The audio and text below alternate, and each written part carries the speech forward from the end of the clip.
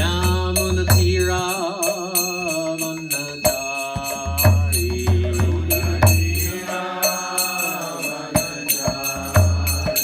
Jaya Radha Madhava Kunja Bihari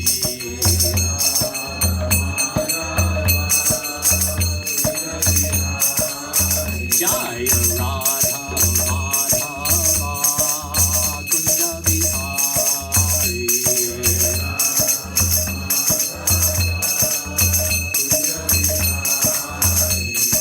Gopi Jana Vallabha Girivaradari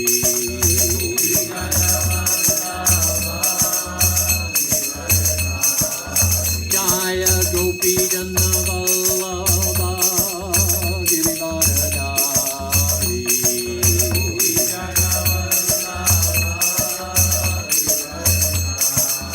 Jasoda Nandana Vraja Janarandana Jasoda Nandana Vraja Janarandana Yamuna Tira Vanachari Yamuna Tira Vanachari Jaya Radha Madhava Kunja Bihari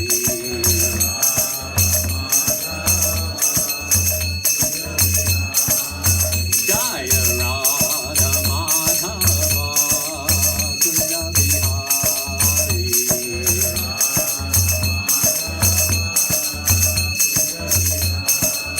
Jaya Radha Madhava Kunja Bihari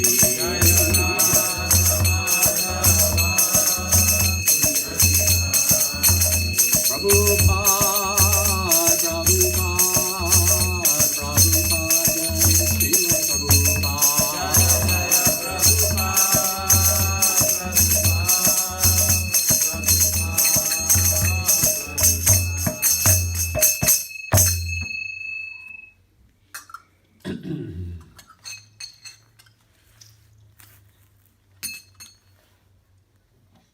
Even though it's not Srimad Bhagavatam, I think I'll start with Om Namo Bhagavate Vasudevaya.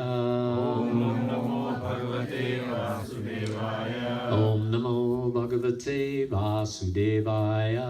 Om Namo Bhagavate Vasudevaya. Om Namo Bhagavate Vasudevaya. Om Namo Bhagavate Vasudevaya. So today we are reading from the 6th chapter of the Bhagavad Gita entitled Dhyana Yoga, and it's text number 19. And I see that many of you have books, which is fantastic. Yata Dipo Nivatasto. Yata. Please go ahead. Yata Dipo Nivatasto. Yatha Dipo Nivatasto. Ningate Sopamasmrita. Ningate Sopamasmrita. Ningate Sopamasmrita. Ningate Sopamasmrita. Yogino Yata Chittasya. Yogino Yate Chittasya. Yogino Yata Chittasya. Yogino Yate Chittasya. Yunjato Yogam Atmanaha. Yunjato Yogamatmana. Yunjato Yogam Atmanaha. Yunjato Yogamatmana. Yatha Dipo Nivatasto. Yatha Dipo Nivatasto. Ningate Sopamasmrita. Ningate Sopamasmrita. Yogino Yata Chittasya. Yogino Yata Chittasya. Yunjato Yogam Atmanaha. Yunjato Yogamatmana. Yatha Dipo Nivatasto. Yatha Dipo Nivatasto. Ningate Sopamasmrita. Ningate Sopamasmrita. Yogino Yata Chittasya. Yogino Yata Chittasya. Yunjato Yogam Atmanaha. Yunjato Yogamatmana. Yatha dipo nivatastho Yatha dipo nivatasto nengate sopamasmruta ningate sopamatmana yogino yata chittasya yogino yata chittasya yunjato yogamatmanaha yunjato yogamatmana यथा दीपो निवातस्थो yatha dipo nivatasto नेङ्गते सोपमा स्मृता ningate sopamasmrita योगिनो यतचित्तस्य yogino yata chittasya युञ्जतो योगमात्मनः yunjato yogamatmana यथा दीपो निवातस्थो yatha dipo nivatasto नेङ्गते सोपमा स्मृता ningate sopamasmruta योगिनो यतचित्तस्य yogino yata chittasya युञ्जतो योगात्मनः yunjato yogamatmanaha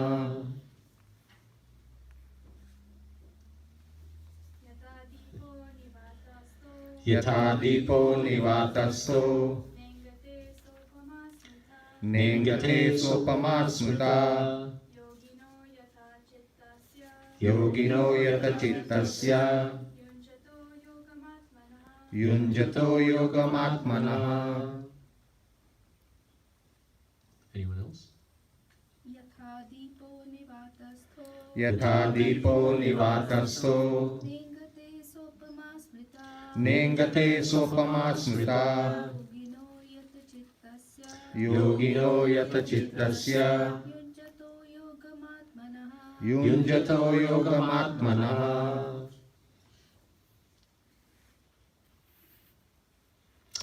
Yatha, Yatha as, as Deepa, Deepa a lamp, alam Nivatasta, nivatastha in a place without wind, in a place without wind Na, na does not, does not Ingate, ingate waver, waver Sa, sa this, Upama, comparison, Smrita, is considered, Yogina, of the yogi, Yatachittasya, whose mind is controlled, Yunjata, constantly engaged, Yogam, in meditation, Atmana, atmana on transcendence. on transcendence. Translation: as a lamp in a windless place does not waver, so the transcendentalist, whose mind is controlled, remains always steady in his meditation on the transcendent self, on the transcendent self. Please repeat: as a lamp in a windless place As a lamp in a windless place does not waver, does not waver, so the transcendentalist, so the transcendentalist, whose mind is controlled, whose mind is controlled, remains always steady remains always steady in his meditation in his on meditation the transcendent self. on the transcendent self. Purport by Srila Prabhupada. A truly Krishna-conscious person, always absorbed in transcendence, is in constant undisturbed meditation on his worshipable Lord, is as steady as a lamp in a windless place. Om Ajnanatamrandasya Gyananjana Shalakaya Chakshurunmilitam Jena Tasmai Shri Gurave Namaha Shri Chaitanya Manobishtam Stapitam Jena Bhutale Swayam Rupa Kadamayam Dadati Svapadantikam Vandeham Shri Yuta Kamalam Shri Gurun Vaishnavangscha Shri Rupam Sagrajatam Sahagana Raghunathan Vitang Tang Sajivam Sadvaitam Savadutam Parijana Sahitam Krishna Chaitanya Devam Shri Radha Krishna Padan Sahagana Lalita Shri Vishakan Vitangscha He Krishna Karuna Sindho Dinabando Jagatpate Gopesha Gopika Kanta Radha Kanta Namostute Tapta Kanchana Gaurangi Radhe Vrindavaneshwari Vrishabhanu Sute Devi Pranamami Hari Priye Vanchakalpa Tarubhyascha Kripa Sindhu Vevacha Patitanam Pavanebhyo Vaishnavebhyo Namo Namaha. Jai Shri Krishna Chaitanya Prabhu Nityananda Shri Advaita Gadadhar Shri Vasadi Gaur Bhaktavinda. Hare Krishna Krishna Krishna Hare Hare, Hare Rama Rama Rama Hare Hare. So, in the beginning of the Bhagavad Gita, there's a nice verse in the second chapter. Matra sparshas tu konteya sitoshna sukadukada agama paino nityas tangs tatikshashva bharata. O son of Kunti, the non-permanent appearance of happiness and distress and their disappearance in due course of time are like the appearance and disappearance of winter and summer seasons. They arise from sense perception only, Oceana Bharata, and one must learn to tolerate them without being disturbed. So we are living in Kali Yuga, and there is so much disturbance going on. And our lives are very short, and our mind is always thinking what has happened in the past and what is going to happen in the future. And we very seldom actually ever take the time to sort of realize where we are. And in Krishna consciousness, we understand that, of course, we are not this body. We are actually spirit soul, part and parcel of Krishna. So it's interesting here in the verse that the word self is capitalized.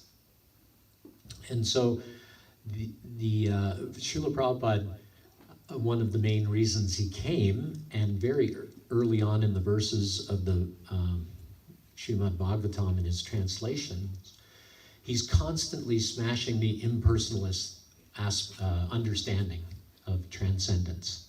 And so this verse would be sometimes often used by impersonalists to say, look, you're supposed to meditate on yourself. But no, the context, Sanskrit is very much a contextual language, right? And it depends a lot on what is said before and what is said after, and not just in that particular verse, but even in the verses before and the verses after. So, because Srila Prabhupada is following in disciplic succession, coming directly from Krishna and as the knowledge passed down, so instead of all the other English translations, practically, if they ever even wrote self here, they would have it with a small s. And that would then lead people to think, oh, I'm supposed to meditate on myself. But no, we are supposed to meditate on the transcendent self, the Supreme Lord, who is with us within our hearts. That's the form of the Paramatma. I mean, that's one meditation that we can do, is remembering that the Lord is in our heart in the form of Paramatma. But as devotees, we can also meditate on other forms of the Lord, and we know there are so many forms of the Lord. I mean, Sri Chaitanya Mahaprabhu and the whole Panchatattva appeared 500 years ago, and then there are so many, Lord Nrsingadev's appearance day is coming up in just a few days, and there's the, boar incarnation and the Hayagriva incarnation, the horse incarnation, and just so many different incarnations of the Supreme Personality of Godhead. And of course, Krishna and Radharani are the pinnacle of the love that is manifest in the spiritual sky. So in Kali Yuga, we are given the blessing by Sri Chaitanya Mahaprabhu that we can actually taste the love for Krishna. We can actually have a bit of that taste because we are only small parts and parcels. We can't have the full taste of the love of Radha and Krishna, but we can definitely have a taste and be absorbed in the pastimes, and not just absorbed, talking mentally, but actually be absorbed in the pastimes and actually make it back home, back to Godhead, and be in those pastimes, simply by chanting the holy names of the Lord. It is such a blessing in this Kali Yuga that we have this ability to attain the spiritual sky and to attain our full realization of ourselves as spirit souls and as not these bodies by simply chanting the holy names of the Lord. And so we should try to take advantage of it as much as we possibly can. And so we chant japa, we chant kirtan, we listen to kirtans at home, and we try to absorb ourselves always in meditating upon the holy name of the Supreme Personality of Godhead. Because that meditation is actually non-different than being there.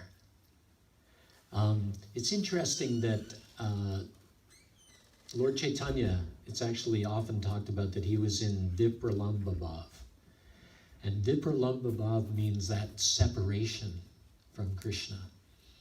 And yet, when we chant Hare Krishna, we often tell people that Krishna and Radharani, the Supreme Lord, is actually dancing on our tongue. Right? So there's that separation, that feeling of separation, which is a very exalted. In fact, Srila Prabhupada explains that in the material world, when a loving couple get together, they join in union and they're enjoying each other's company and they're very happy. But as soon as they separate, if one has to go and work in another place or something and they're separated for some time, then they're meditating on the other person. But because they're not with the other person, they're feeling very dejected and depressed and very much in anxiety about it. And it's not a good feeling. And especially if somebody passes away, you have some loved one who passes away. It's a very horrible feeling that you've lost that, loved one. But Sri Chaitanya Mahaprabhu actually showed us how you can have that separation, but actually be in the highest ecstasy of union with Krishna, not union in becoming one with Krishna, but in being there with Krishna. So simply by chanting that holy name and by remembrance of Krishna in that way, that he's not with us. Like, he's here, obviously. Everything comes from Krishna. All these pillars and this roof and the whole planet and the universe, it all comes from Krishna. But we're thinking that Krishna is not here, right? And we can't see Krishna. And so we're sometimes often in that state of, if we're devotees, we're thinking, I can't see Krishna, please. I just want to see Krishna. But the taste actually comes first through the tongue. And we have to be able to chant very purely in order to invite the Lord into our heart. It's by that sort of constant association with the holy name that we begin to get purified, because Krishna will never come to an impure place. He'll only come to a place in fact, it's said that Krishna never leaves Vrindavan. So we have to make our hearts Vrindavan-like. And what happens in Vrindavan? Everyone is constantly chanting, right? Everybody is just constantly chanting and thinking, what can I do for Krishna? How can I go with Krishna? What can I do for Krishna? How can I help Krishna? And Mother Jasoda, she does everything for Krishna. She even puts all these little amulets on, to protect Krishna from demons that might be in the forest and from spirits and things like that, because she's thinking, I have to protect my little Krishna.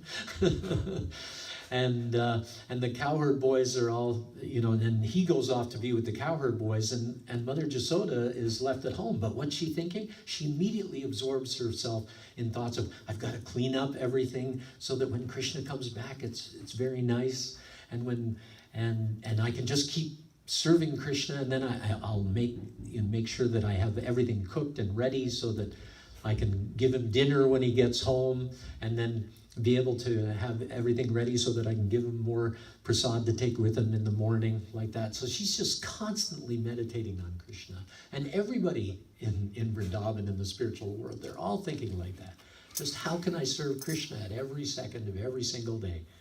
So this verse is actually saying that somebody who, a transcendentalist whose mind is controlled, remains always steady in meditation on the transcendent self. So we know, and some of you may have been to japa retreats, and one of the main things about chanting japa is you're chanting and you're thinking about Krishna, and you may be having a vision of either you're looking at a deity or in the mind you're thinking of the deity, like that. But then all of a sudden, a few mantras go by and you go, whoa, my mind just went elsewhere.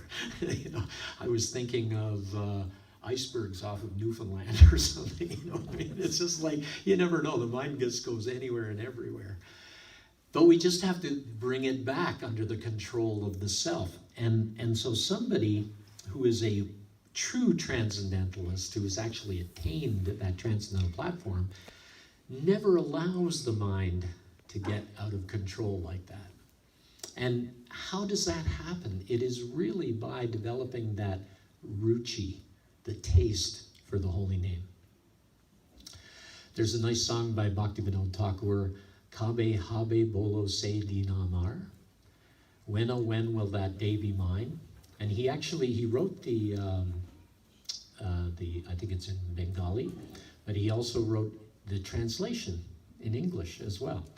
So when, oh when will that day be mine, when all my offenses ceasing, taste for the name increasing, when, oh when will your mercy shine, when, oh when will that day be mine. So even though Bhaktivinoda Thakur was obviously in our parampara and had Srila Bhaktisiddhanta as a child, obviously a very great personality, but he's praying like that to show how we should be praying. That we should be thinking that it is by the mercy of the Lord that we get the taste. So how do we get the mercy? It's simply by chanting more and more. The Nectar of Devotion, Nectar of Instruction talks about how we are in a jaundiced condition right now. We are in a diseased condition. And I remember I had jaundice once when I was about 10 years old. And I used to like a certain type of sweet. And I can remember after a few days of not having this sweet, I asked my mother, can I have this sweet? And she's going, well, sure, I can get it for you. And she gave me it, and I was like, it tasted horrible. When you're in a jaundiced state, anything sweet, like sugar candy, it just, tastes terrible. It tastes like poison. And yet, the sugar candy is actually the medicine. And it brings us back to our real state of having the right taste, right? So right now, we may be thinking we have to chant our rounds, or we have to chant Hare Krishna, we have to remember Krishna. But as one chants more and more, then the taste develops more and more, so that we eventually come to the point where all we want to do is chant japa, and all we want to do is think of Krishna and do everything for Krishna and work for Krishna and play for Krishna and think about Krishna, and everything is for Krishna. And that is the undiseased state of mind. So it is really done by just taking the medicine of the holy name, which right now,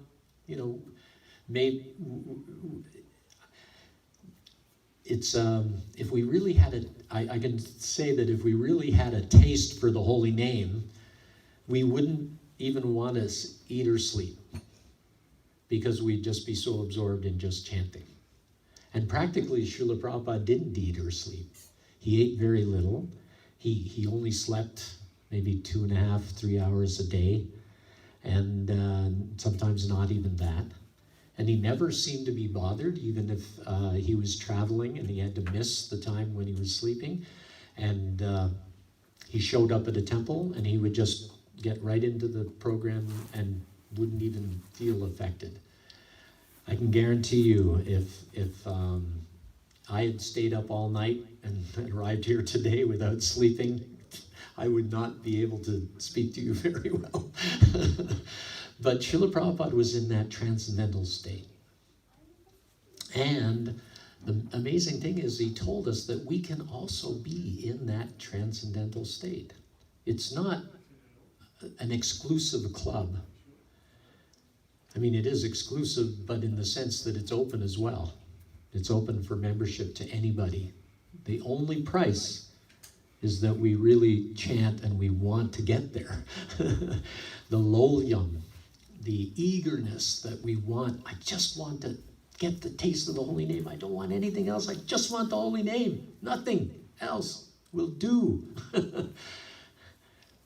And then we can get into that club of being fixed with the taste of the holy name, fixed in the constant meditation on Krishna, who is the true self, the capitalized self. And then it becomes easy to control the mind as well, because then we're not attracted. You know, there's nothing in the material world that can pull our mind away from Krishna.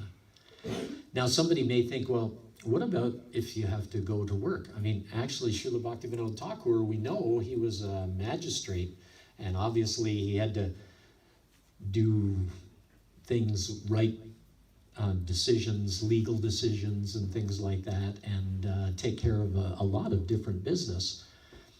But his motivation behind all of that was simply to serve Krishna. And that is really, if we have that motivation, so when we wake up in the morning, it's a very practical thing. You just wake up in the morning and you go, okay, before you think about what you're going to do for yourself, just think, okay, first thing, everything that I do today, I'm going to do for Krishna. Just have that as your first thought in the morning. And then you've basically offered everything. Now, that means that when you go down the stairs and you end up in the bathroom, you're brushing, I'm doing this for Krishna. You're showering, I'm doing this for Krishna.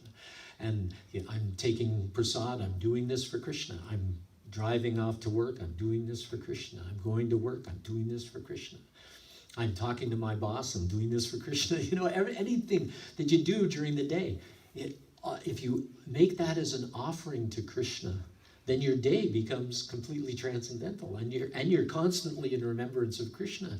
So you'll always be happy, right? Instead of being, bogged down by all the drudgeries of the material world, you'll see that, wow, I'm doing it for Krishna.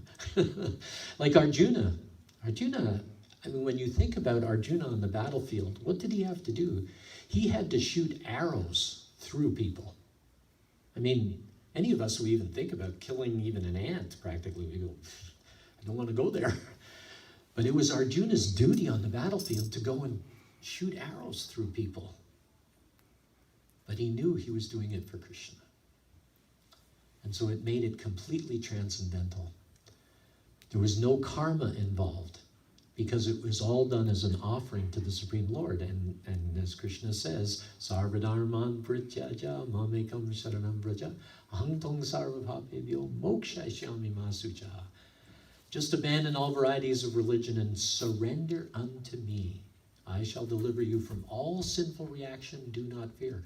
So anybody else on the battlefield, if they're thinking of themselves, then they're not going to get a transcendental result. They're going to get the material result of killing others.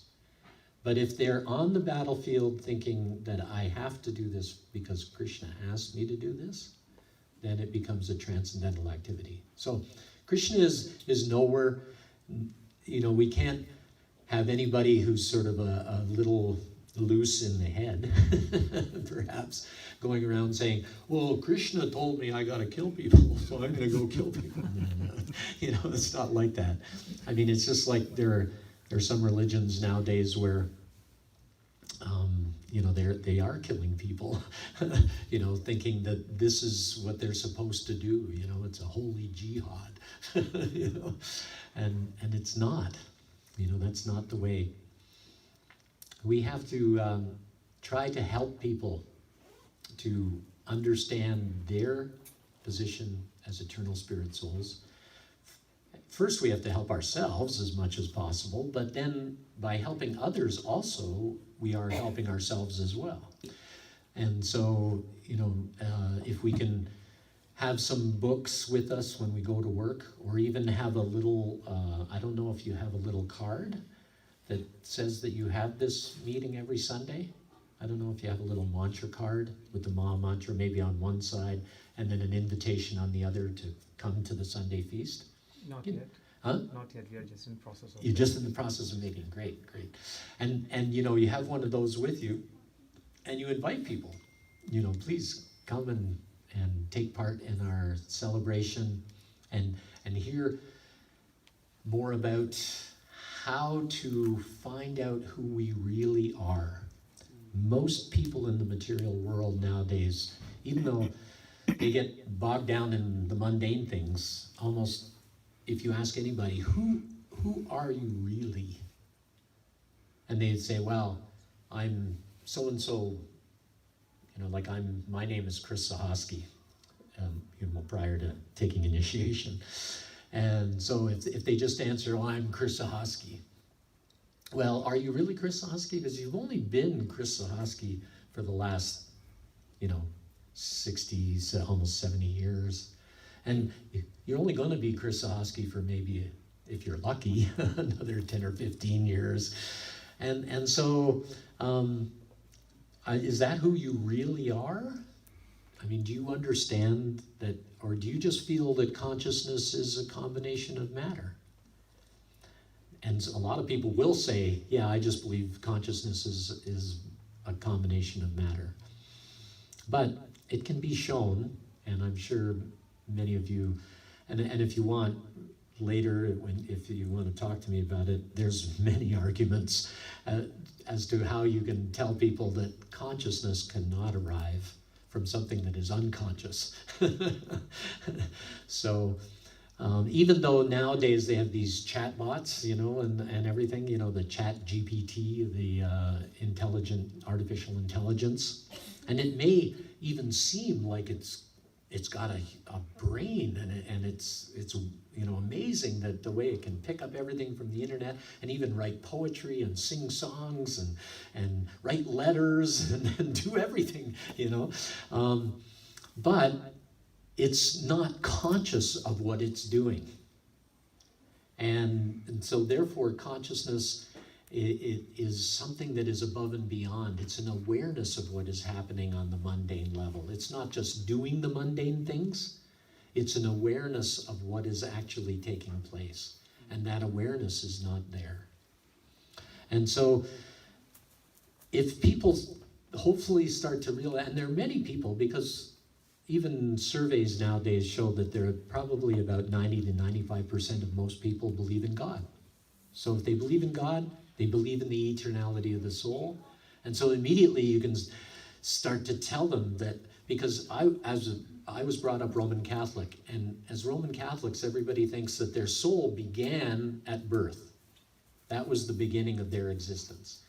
But it's very easy, if they do have even that minuscule understanding, it's very easy to let them know, well, eternity doesn't mean the eternal passing of time. Eternity means the absence of time. And I was even talking to a Christian the other day, and he got that right away.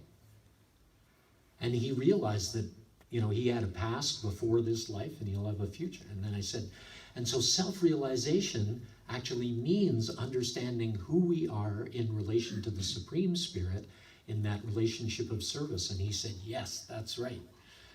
So that's, we're not trying to convert people when we get them to come to the temple. This is not a conversion. Prabhupada said it is not an artificial imposition on the mind. Any religion is an artificial imposition on the mind, because you can change religions, but you can't change Jivara Swarupoi Krishnara Nityadas. The soul Whoops, sorry, is the eternal servant of Krishna. It's not going to spell. It may just dampen things a little bit. But anyway, everybody is an eternal servant of Krishna.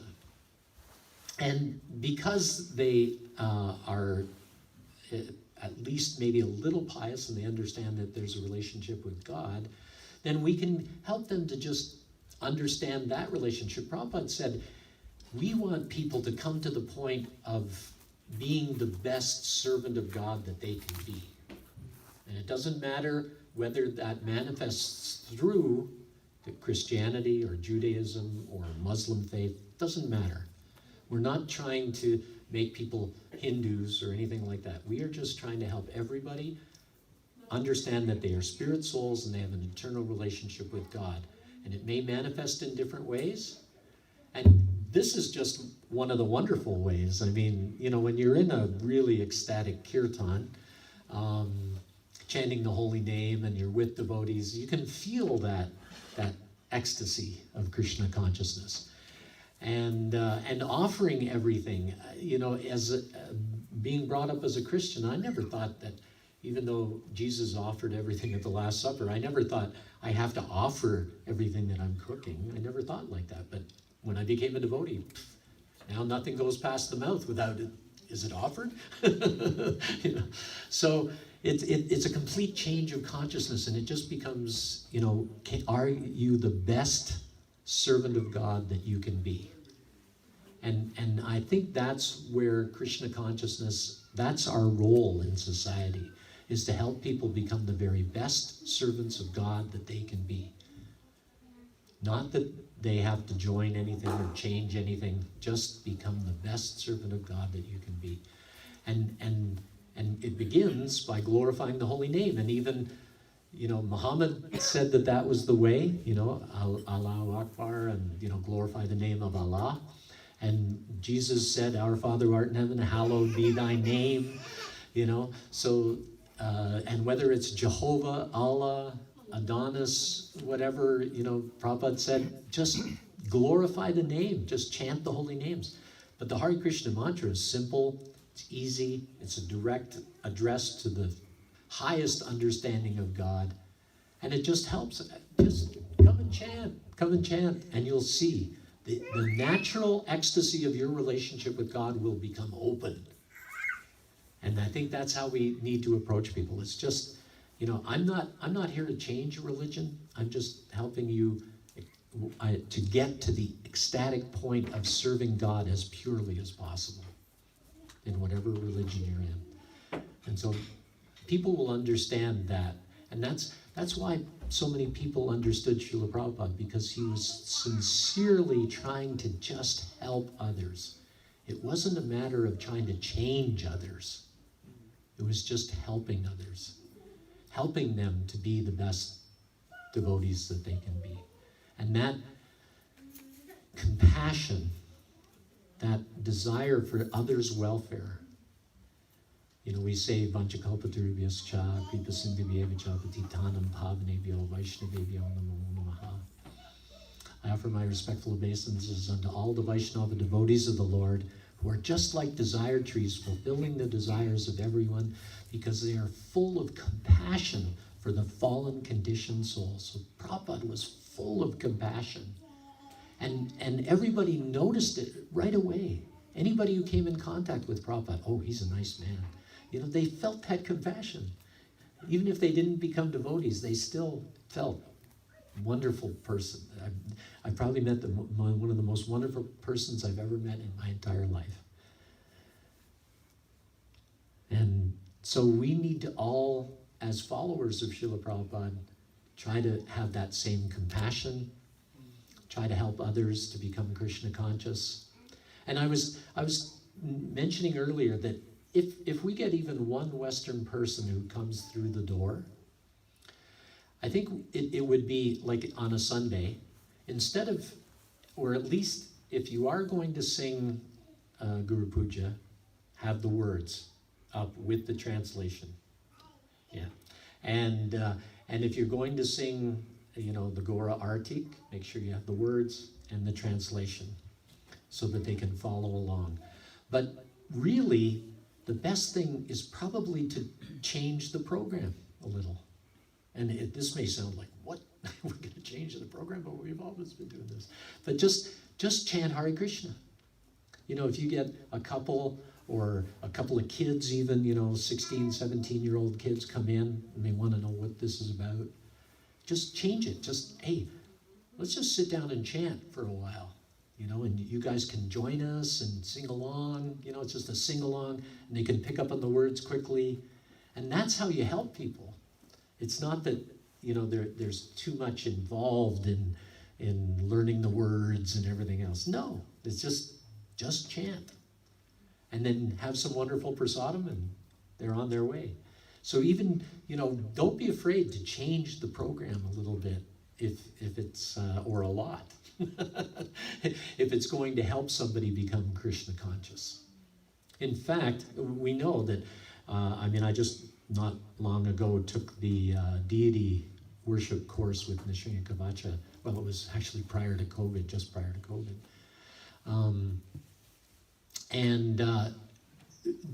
The understanding is that if the pujari is in the temple room looking after even doing the artik, and in the temple in Toronto, sometimes that happens like in the afternoon. It doesn't happen so much anymore. The temple's becoming a busy place with the dining room and everything. But it used to happen a lot that somebody's doing the artik, and somebody will walk into the temple room, and because there was nobody sitting at the front desk, they walk right into the temple room with their shoes on. Now, the reaction shouldn't be, oh, get out of you can't have your shoes on. No. It's like, welcome. It's so nice to see you. I'm really glad that you came. And the pujari should put down the incense or the lamp or whatever he's doing and go and meet that person. Because that is so much more important than worshiping the deity. You worship the deity in that person by going to that person and saying, thank you for coming. And is there anything you want to know? Can I get you some food? Maybe we can sit down, we can talk a little philosophy or chant Hare Krishna like that. That's the most important thing, is helping that person become a devotee of Krishna. Krishna already has a lamp. He gets thousands, millions of lamps every day. What's another lamp? But a devotee? Somebody who has left his association in the spiritual world and ended up in the material world for so many years, and then they've made that beginning of walking into a temple. We have to fan that spark. Prabhupada always fanned the spark. He made sure that anybody who he came in contact with, he encouraged them. So that's the way we need to be, is always encouraging. Don't be chastising. Prabhupada practically never chastised, and he only chastised if he really knew that the person that he was chastising could handle the chastisement. And obviously somebody who comes in and doesn't know that they're not supposed to wear their shoes would not be able to understand why you're suddenly yelling at them. And yet, I can tell you that this has happened in Canadian temples as recently as, just a few months ago. Which is, I can't believe it, but somebody didn't get the message. So I'm just here to deliver that message, but also that, as this verse is talking about, chant, remember Krishna, do everything for Krishna, constantly think of Krishna. We will eventually be able to come to that state of pure meditation on Krishna no matter what it is that we're doing. And we will be in that all-auspicious state of serving Krishna and serving everyone else at the same time. And that is where Prabhupada was at, and as Srila Prabhupada's representatives, we all should aim for that goal, that I want to become a pure devotee of Krishna so that I can help people the way Srila Prabhupada helped people. Jai, I guess I'll stop there. Hare Krishna. Are there any questions or comments? I think I might have gone a little overtime, right?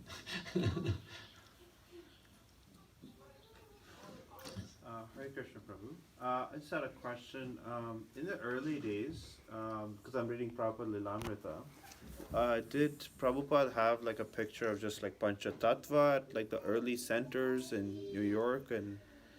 Well, I mean, when Srila Prabhupada came, he didn't have pictures, right? I'm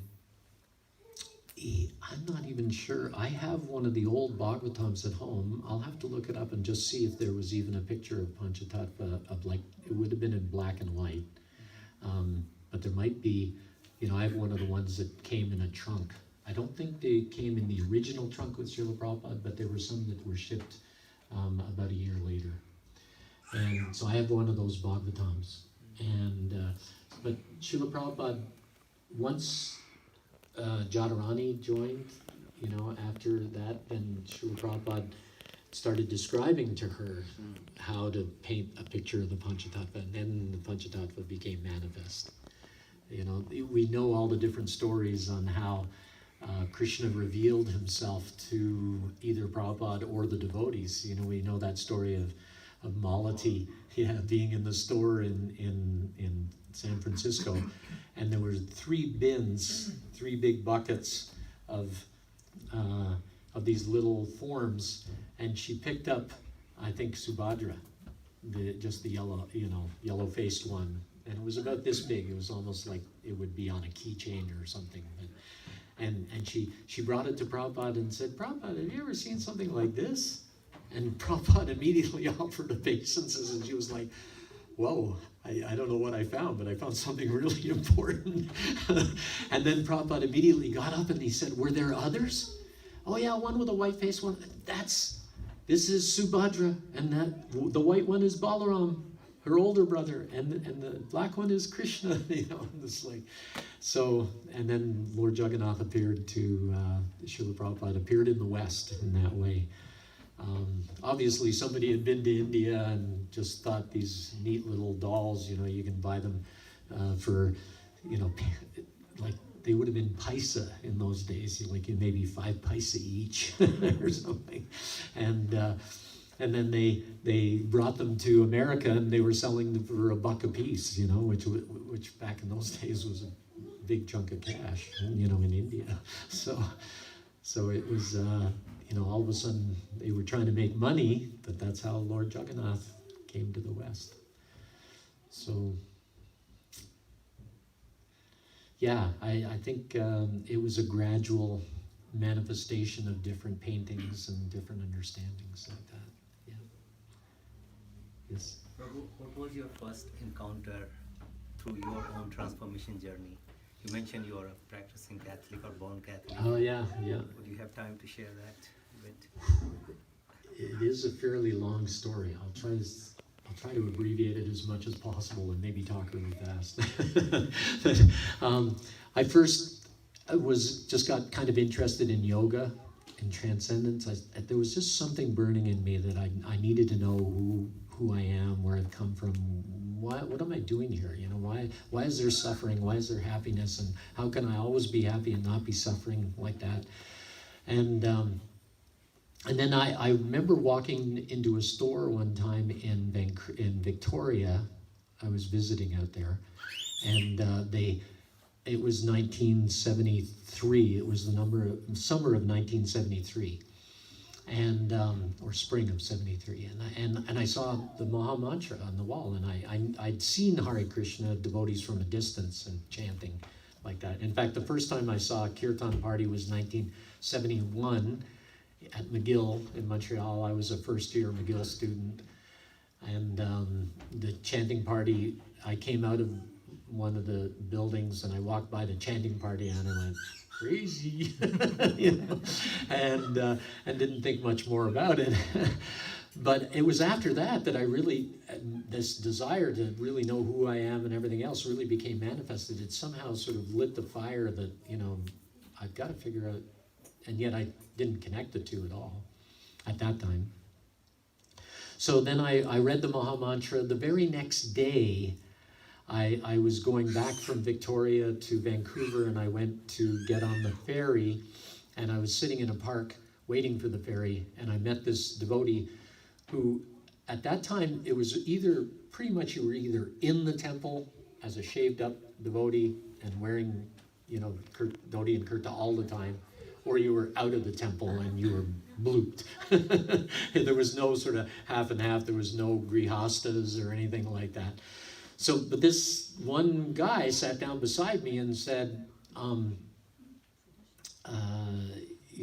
are you doing here? And I just said, I'm waiting to go. And he said, oh yeah, so am I. And then there was a bumblebee flying around in the park, and he said, you see that bumblebee? He got that body from desires from a previous lifetime. And I went, what did you just say? And he goes, yeah, he had a previous life and he had desires. He was sitting here just like you, and somehow or other he wanted to taste the flowers, nectar, and he ended up getting that body. And I was like, what? And so then he started explaining to me all about karma and reincarnation and everything else, and it just, and we spoke all the way back over on the ferry, and then he brought me to his place. And it was pretty amazing. He kind of lived in a hippie house with a whole lot of hippies, and we walked up and it was dirty and everything. But then as we got up to the third floor, there was another staircase up to a room that had a big padlock on it. We went up there and he opened up the padlock, and it was like walking into a temple. It was all painted sort of pastel blue and pink, which in a lot of the old temples, pastel blues and pinks and yellows like that. And he just kept telling me, and he showed me Prabhupada's books.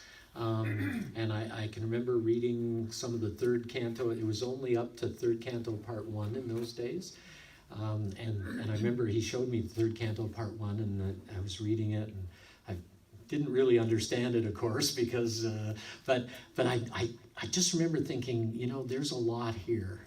And anyway, we ended up parting, going different ways. He didn't sell me a book or anything, books were not as available as they are these days.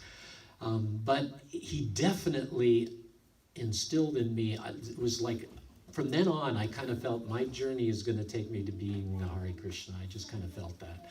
And I remember he was walking one way and I was walking the other way, and I turned to him and I said, what's your name? And he goes, no, it doesn't matter. And I go, yes, it does. You changed my life. And he goes, my name is John Fogarty. So then I went back to school in the fall at the university. There was a devotee named Balakrishna, not the Balakrishna in Edmonton, but Balakrishna who lives in Sharnagati right now. And he was meeting me in the university, and I immediately ran up to him and started asking him questions and things. And I just, was hearing and chanting, because I was taking a philosophy course and a philosophy of religion course, a philosophy course.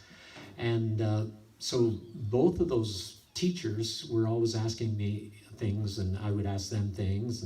But then when I started hearing from Balakrishna, I started telling the teachers about that, and then they had more questions, and so then I'd go ask Balakrishna and get the answers, so it was a real hearing and chanting thing going on.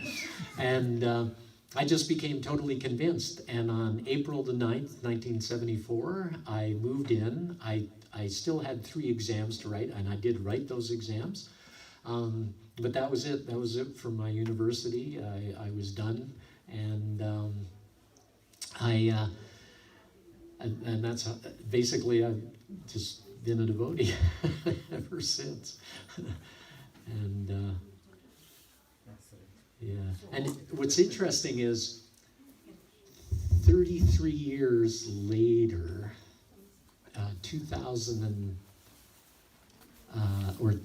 29 years later, I guess, in 2003, I was at a Canadian leaders meeting, and we were in Vancouver, and it was the last Sunday, and Bhakti Marg Swami asked all temple presidents to get up and to say what they'd been doing during the year. And at that time, I was on the spiritual strategic planning team, and that was run by Gopal Bhatta Prabhu. It was a very good program, thinking about a lot of different things. And so Maharaj asked me to get up and and he gave everybody like 3 minutes to talk. And I'd been sitting back, sort of looking around the audience, and I hadn't been in Vancouver in a long, long time. And I saw this one face in the audience, and he looked a little familiar, but couldn't be. And then I ended up standing up and going, you know, being in Vancouver is like a homecoming for me because I first heard about Krishna on a ferry between Nanaimo and Vancouver. Yeah. And this guy in the audience went, his eyes just went, and everybody in the audience is going, what's going on? You know? And I said, you know, 1 minute. And so then I finished my 2 minutes or 3 minute spiel on the SPT. And then I walked over to him and I went, John? And he goes, Chris. And then we were hugging each other. And he was saying, I was praying you'd become a good devotee. And I was hugging him and I was saying, I'm still praying I'll become a good devotee. And it was just amazing. Like 30 years later, just like that. And I haven't seen him since. In fact, I've heard that he had a little difficulty with drugs and things like that. So he had a hard time staying in the temple even back in those days when he first met me in 1973. And he still had difficulties. And eventually, I believe some devotees said that he took his own life. Yeah, so very unfortunate. But he definitely was like my Vartma Pradarshika guru in some ways, because he really helped me put me on the path towards Krishna for sure. One question. So, Prabhu, how and when did you meet Srila Prabhupada, and how was that feeling like when you first saw him? I can remember it was in New Vrindavan in 1974. Prabhupada, we had stayed not at the main, New Vrindavan was completely different than it is now. There was just halfway to where the main temple is now. I don't know, how many people have been to New Vrindavan? But you know, as you're going down the road, halfway to the main temple, there was a small white house, and that used to be the temple. It got torn down for some reason. Somebody wasn't thinking anyway. I think they're apparently planning on building it up again. But we stayed, even from there, we stayed at a house off in the field. It's called Old Vrindavan. And it's this place where Radhanath Swami and Chandramali Swami and a whole lot of brahmacharis used to have an ashram. And it was about probably a 2-kilometer walk, you know, through the fields and forest. And so we had stayed there. So we were just coming down in the morning, and we got to the road just in front of where the temple used to be, and Prabhupada was on a morning walk, and there was a little rise in the road like this. And so we were on one side, and Prabhupada and all the devotees were walking here, and we were walking here, and then, you know, suddenly their heads started to appear over, and we saw all these devotees like Tamal Krishna Maharaj and Paramahansa Swami and a few others, and we were thinking, well, Prabhupada must be with them, and then we saw Prabhupada. And I had only seen pictures of Prabhupada, and just the way Prabhupada spoke with such force and such conviction, I thought Prabhupada was going to be small. Big. Sorry, the other way around. I thought he was going to be this very strong, powerful personality, but when he actually came, he was a head below everybody else. But you could see that Srila Prabhupada was just, he was in a class by himself. How many people have their consciousness completely fixed with Krishna in the spiritual sky, but are walking on this planet? Not very many, right? And Prabhupada was such a personality. And he was so, many devotees. In fact, I'm sure if you've ever seen the memories, and even if you go to YouTube and you type in memories of Srila Prabhupada, you'll see Siddhanta Prabhu has recorded many devotees talking about Srila Prabhupada, and almost every single devotee says, when Prabhupada looked at me, I could tell that he was looking right at my soul. And some devotees even, it was almost a little bit of an uncomfortable feeling because nobody had ever looked at them like that, seeing right through to the soul. It was like completely different than anything they'd ever felt before. And so, yeah, Prabhupada was very, very special. And, you know, I think one of the things that I've been talking about lately, and I'll just quickly touch on this, but it's an important point, is that we have gurus in ISKCON. And we have a disciple course, and in the disciple course it is mentioned that, you know, there have been gurus in ISKCON who have fallen down and fallen away, right? And so it talks about there how to prepare one's consciousness. It's not inevitable that your guru is going to fall down, but there's a possibility that your guru might fall down. How to prepare yourself for that possibility? And is that possibility, even thinking about that possibility, is that offensive? Not necessarily. Because somebody can be a guru and not be an Uttama Adhikari. Uttama Adhikari and pure devotee are not synonymous. Even though sometimes in the books and in conversation they are synonymous, but they actually can be two very distinct things. An Uttama Adhikari is somebody who is practicing Krishna consciousness, but actually has the full realization of seeing Krishna face to face and being on the transcendental platform with Krishna. So the curtain of Maya has been lifted and Krishna is right there.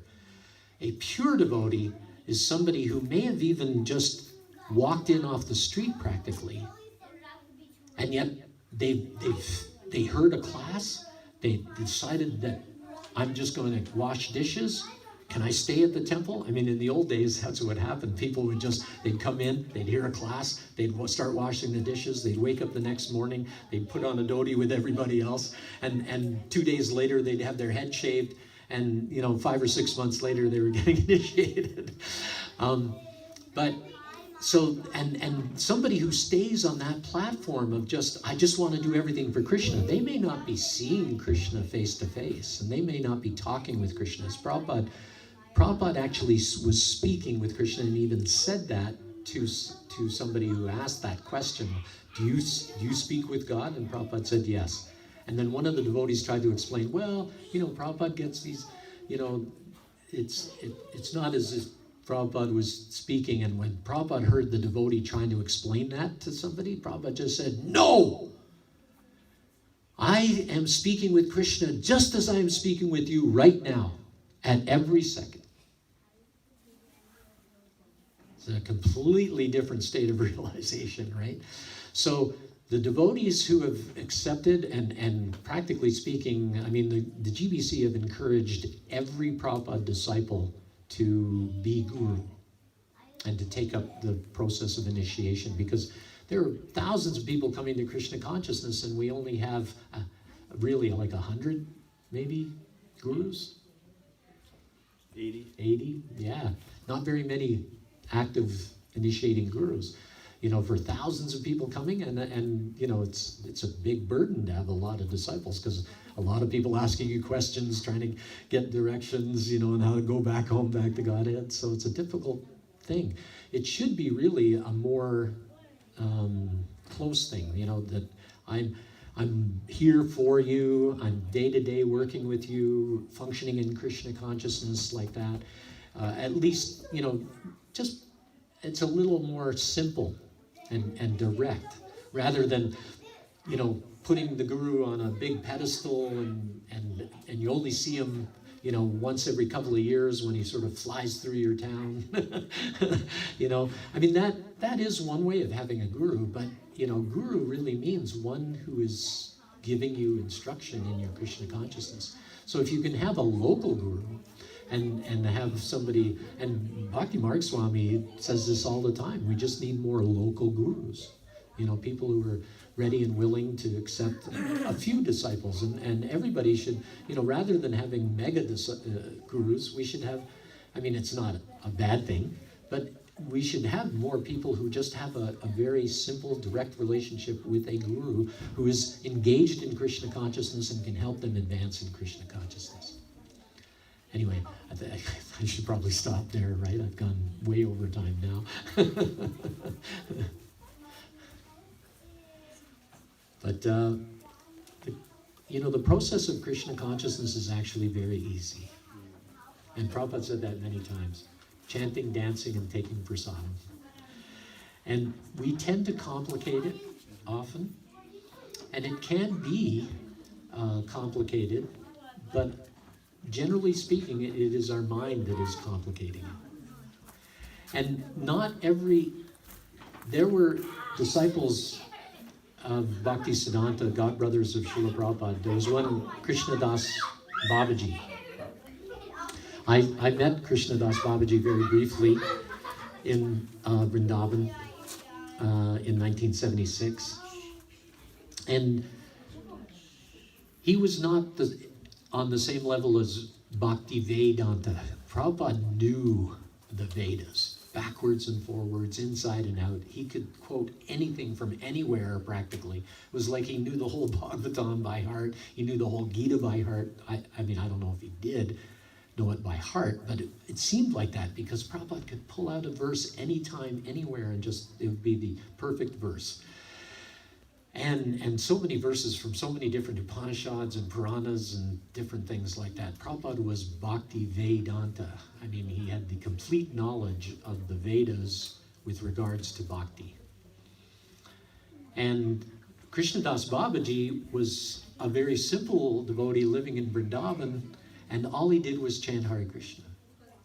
He practically never really, preached heavily to people, didn't quote a lot of verses or anything. Let's chant. Practically whenever he came into your presence, it was just, let's chant. And so it can be very simple, but Srila Prabhupada knew that a lot of complicated minds are going to come to Krishna consciousness. And people, because the material world is so complicated, people, in order to get out of that and to understand the simplicity of Krishna consciousness, you actually have to kind of go through all the complexities of Krishna consciousness to get to the essence of its simplicity, which sounds almost contradictory, but you got to go through the complexities to get to the simpleness.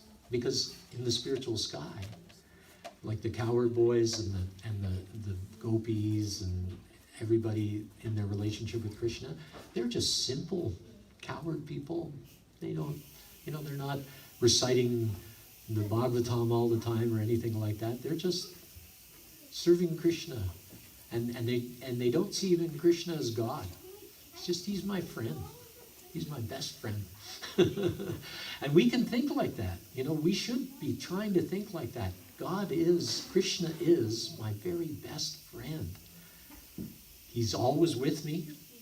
He's always giving me everything I need. Even if your life is flashing before your eyes because you're in a car accident and suddenly you're going to die, Krishna's still taking care of you because he's going to if you're remembering him, he's taking you back to Godhead, right? So we don't have to worry about anything. There's nothing to worry about. Ma suchaha, nothing to fear, no fear. And that's one of the qualities of a sannyasi that even, Krishna talks about in the Bhagavad Gita. Fearless. We have to be completely fearless because we know Krishna is always there.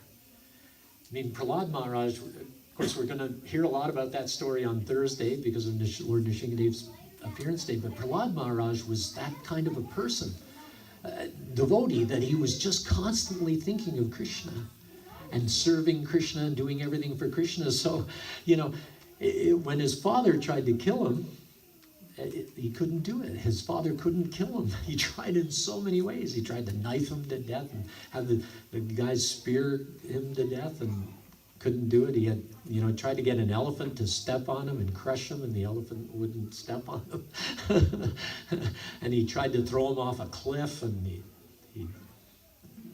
Krishna caught him and saved him.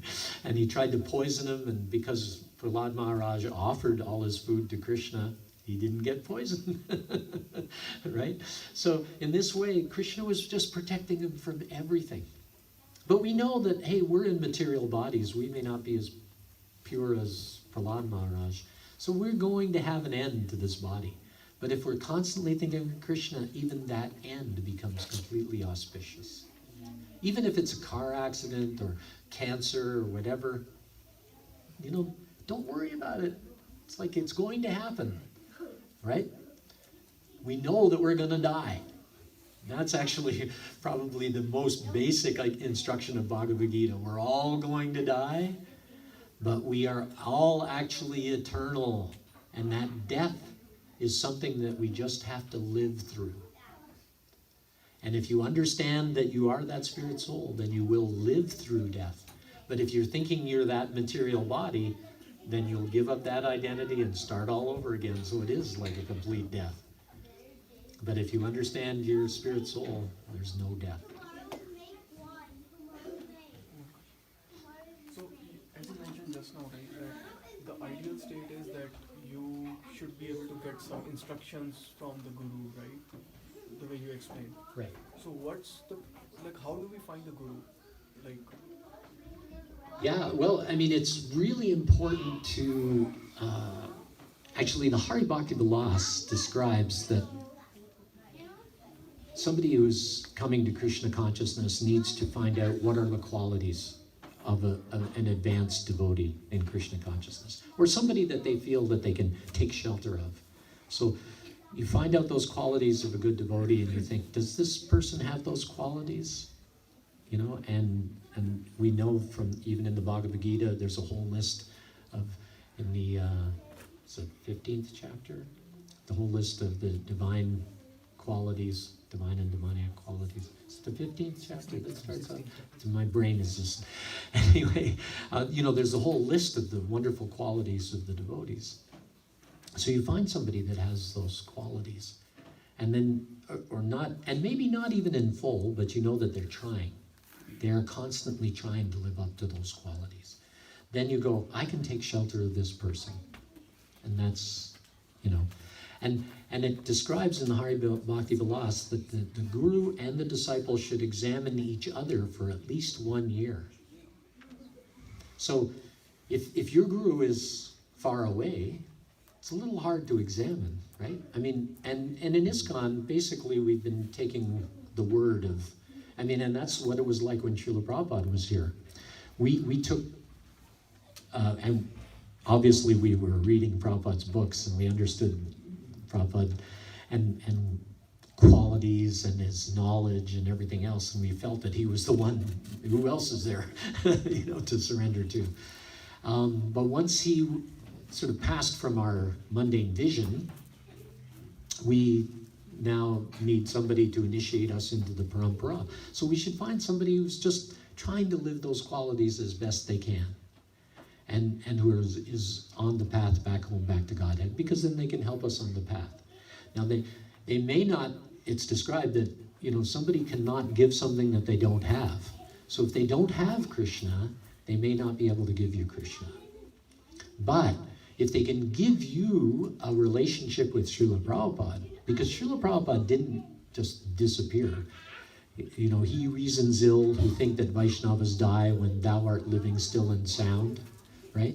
So Prabhupada is definitely still alive. In fact, he's more available today for everyone than he was when, I mean, there were no videos of Prabhupada. The only thing we would get was once every week or two, we would get a little cassette, 90-minute cassette tape.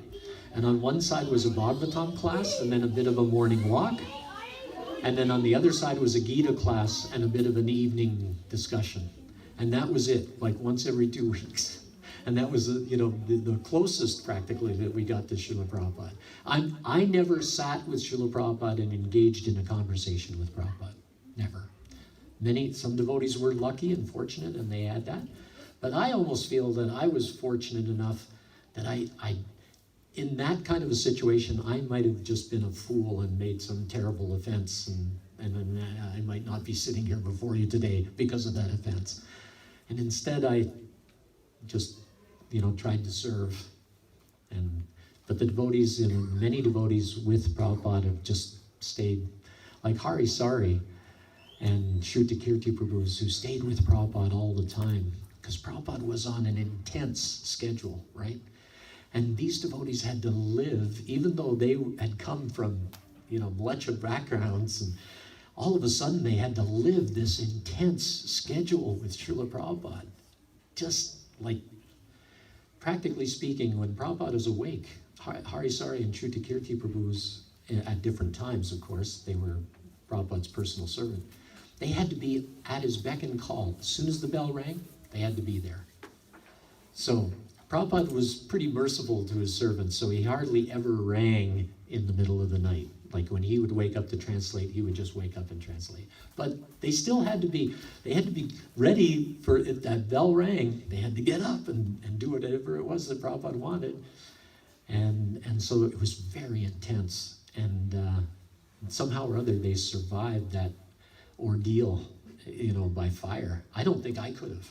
I honestly don't think I could have. I mean, it was austere enough for me to be, back in January, having a few beers with the guys when I was going to university, and then in April, I'm suddenly sleeping on the floor of the Hare Krishna temple, and getting up at 3:30 in the morning, and then going to Mangal Arti, and it was just like, it was that enough was austere.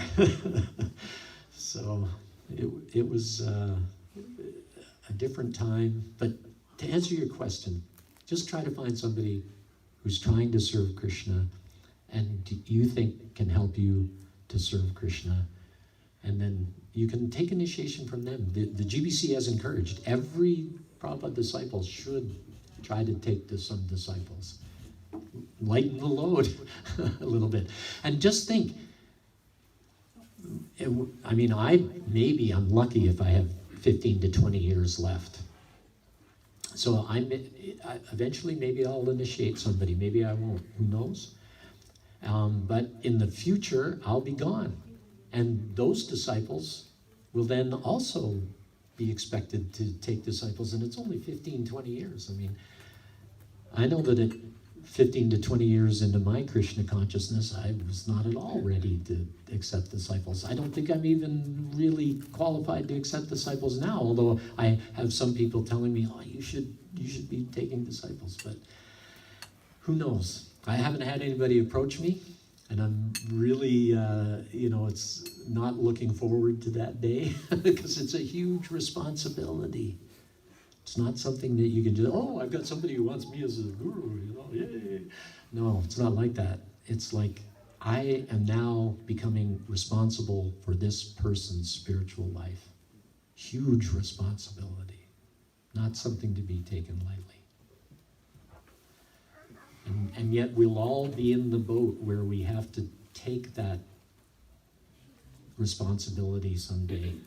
Men and women. I mean, I know there's been a thing, but Prabhupada definitely said that women can be gurus in ISKCON. And he said it right in Toronto. And I know there is some controversy about that, but I know there's letters where Prabhupada said, I want all my boys and girls, all my disciples, boys and girls, to have the title. And because Prabhupada was talking about the different Bhakti Shastri, Bhakti Vaibhava, Bhakti Sarvabhauma, and Bhakti Vedanta. I want them all to attain the title of Bhakti Vedanta, and I want them all to be gurus, to accept disciples. He says that right in a letter in 1975. And then in a conversation in Toronto with Professor O'Connell, some people say, Prabhupada was just talking to a professor, so he gave the socially acceptable answer of saying that women can be gurus. No, Prabhupada didn't do that at all. Prabhupada never, adjusted the truth. Prabhupada always spoke the truth. And because Professor O'Connell wasn't just a professor, he did his PhD on Gaudiya Vaishnavism. He knew a lot about Gaudiya Vaishnava history.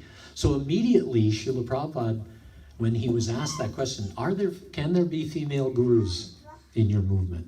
And Srila Prabhupada's response was, yes, we have already had. And he said, Jahnavi, the wife of Nityananda, she's already been she was initiating people into Krishna consciousness. She was already guru. And then Prabhupada goes on in the conversation and he says, anyone, he or she, who knows the science of Krishna can be guru. And so they say, some people say, well, Prabhupada was talking about Diksha Guru, not Shiksha Guru. No, because the first thing he talked about was Jhanavi, who was initiating Guru. So Prabhupada knew he was talking about initiating Guru. He wasn't talking about Diksha Guru. And yet, there are some devotees who are kind of towing the line that, women can't be Guru. No, it's like if you know the science of Krishna, you can be Guru. I mean, look at Saraswati, right? I mean, she's the goddess of learning. She knows everything, practically. And is she not Guru? Give me a break. And then some people say, oh, well, they can only be Guru if they're on the same level as Saraswati or Jhanavi. It's like, come on. Are you serious? Are you on the same level as Saraswati and Jhanavi? No. So you can't be Guru either. If that's the standard that we're going for.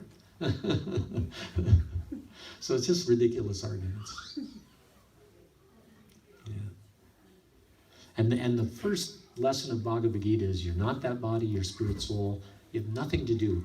And Rupa Goswami in the Nectar of Devotion says, Sarvabhadi vinirmuktam tatpratena nirmalam, that Rishikena sevanam bhakti ruchite, that just abandon all material designations and engage in the service of Rishikesh. Engage all your senses, Rishikesh, in the Rishikeshan, in the service of the controller of the senses. So, whether you're a man or a woman, that's just a material designation. So, Rupa Goswami says, just forget all those material designations. I mean, we still have a men's and a women's bathroom, and we still, because we know that in material consciousness, men and women are like, fire and butter, it says. The women are like fire and the men are like butter. And you put them together and the men melt. They just... So it's really important that we get rid of that designation and just function. Being a guru is a spiritual function. It has nothing to do with being a material function. It doesn't fall into the varnashram system or anything like that. It's completely transcendental. And so it really has nothing to do with being male or female.